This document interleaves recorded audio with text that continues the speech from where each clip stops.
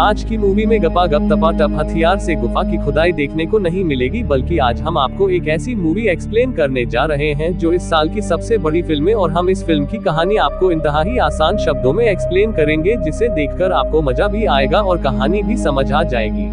Film की शुरुआत में जापान के सी पोर्ट को दिखाया जाता है, जहां पर कुछ अनजान कंटेनर आ जाते हैं। जब जापानी माफिया के लोग उन कंटेनर को खोलकर देखते हैं तो उसमें से चंदन की लकड़ियां निकलती है और साथ ही पुष्पा प्रकट होता है। पुष्पा को देखकर हैरान हो जाते हैं कि ये यहाँ कहाँ से आ गया। वह पुष्पा कोटा लटका देते हैं और उसे मारना शुरू करते हैं, लेकिन पुष्पा भी उन सब की वह धुलाई करता है। जबरदस्त फाइटिंग सीन दिखाया जाता है। पुष्पा माफिया के लोगों को मार रहा था, लेकिन अचानक से एक माफिया का बंदा पुष्पा पर फायरिंग करता है और पुष्पा के उल्टे कंधे पर गोली लगती है और पुष्पा पानी में गिर जाता है। इसके बाद फिल्म में दिखाई जाता है कि पुष्पा सपना देख रहा था और यह सब पुष्पा का सपना था। फिर फिल्म प्रेजेंट में आती है।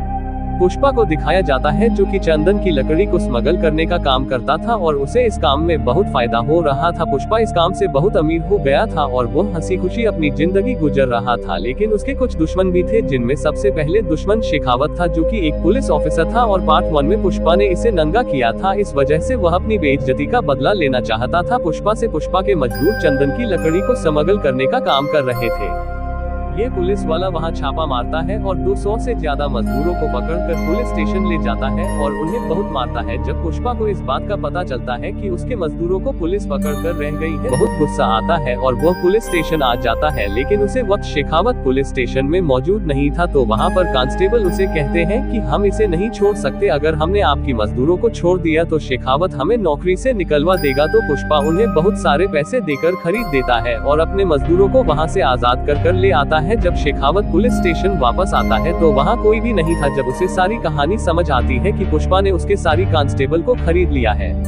ये सब देखकर शेखावत बहुत गुस्से में आ जाता है और वह बोलता है कि मैं एक न एक दिन पुष्पा से बदला जरूर लूंगा। इसके बाद फिर मैं पुष्पा की 2 भाइयों को दिखाया जाता है, जो कि पुष्पा को अपना भाई नहीं मानते थे, क्योंकि वह उनका सौतेला भाई था। वह उसे नफरत करते थे, लेकिन पुष्पा की बड़े भाई की बेटी पुष्पा को बहुत पसंद करती थी। वह पुष्पा को चाचा बोलकर पुकारती थी और पुष्पा की पत्नी से भी मिलती थी, लेकिन उसका पापा उसे ये सब करने से डांटा करता था। फिर फिल्म में दिखाई जाता है कि पुष्पा की उससे इलाके के एमएलए से बहुत अच्छी दोस्ती थी। वह एमएलए भी उसे अपने भाई की तरह समझता था। एमएलए उसे कहता है कि आज हमने मंत्री से मिलने जाना है, तो मेरे साथ चलोगे? तो पुष्पा कहता है हाँ, मैं आपके साथ चलूंगा।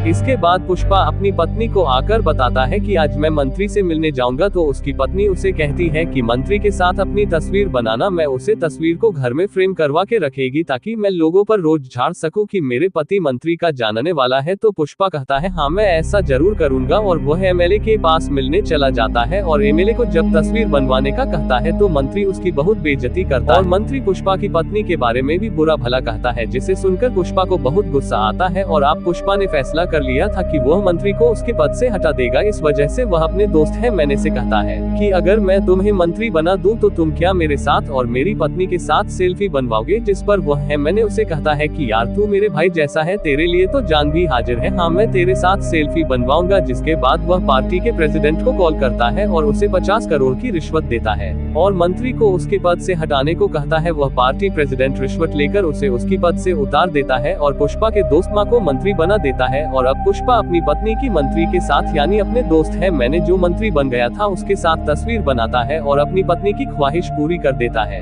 इसके बाद फिर में दिखाया जाता है कि पुष्पा की भतीजी यानी कि पुष्पा के बड़े भाई की बेटी जो उसे चाचा बोलकर पुकारती थी, पुष्पा भी उसे बहुत रिस्पेक्ट करता था, उसे बहुत पसंद करता था। उसे कुछ गुंडे तंग करते हैं, वो उसके बदन से कपड़े उतार रहे थे और पुष्पा वहां जाता है और उन गुंडों की बहुत पिटाई करता है और उन्हें गधे पर बिठाकर गले में जूते का डालकर पूरे जहां में घुमाता है। उनको बहुत बेइज्जत करता है। आप बोल 2 बदमाश लड़के थे, वह अपनी बेइज्जती का बदला लेना चाहते थे। इस वजह से वह पुष्पा की भतीजी को अगवा कर लेते हैं और कहते हैं कि तुम हम सब से माफी मांगो तो हम तुम्हें माफ कर देंगे, अगर तुम हमसे माफी नहीं मांगोगे तो हम तुम्हारी भतीजी को जान से मार देंगे। पुष्पा उन्हें कहता है कि अगर मेरी भतीजी को कुछ हुआ तो मैं तुम्हें कुत्ते की मौत मारूंगा। और इसके बाद पुष्पा अपनी भतीजी को बचाने के लिए चला जाता है और पुष्पा उन बदमाशी लड़कों को जान से मार देता है और अपने भतीजी की जान बचा देता है। फिर में दिखाया जाता है कि ये बदमाश लड़के जिन्हें पुष्पा ने जान से मारा है, यह उसी पार्टी प्रेसिडेंट के बेटे हैं जिसे पुष्पा ने 25 से 50 करोड़ रिश्वत देकर मंत्री को पद से हटाया था। अब वह पुष्पा से बदला लेना चाहता है और वह साथ में मंत्री से भी बदला लेगा। इस वजह से वह इन दोनों को एक फूल से भरा हुआ गुलदस्ता गिफ्ट भेजता है और जब ये खोलकर देखते हैं तो उसमें बम लगा हुआ था और थोड़ी देर में पहाड़ पर एक बंदे को दिखाया जाता है जो रिमोट का बटन दबाता है और बम फट जाता है। इस तरह फिल्म की एंडिंग हो जाती है।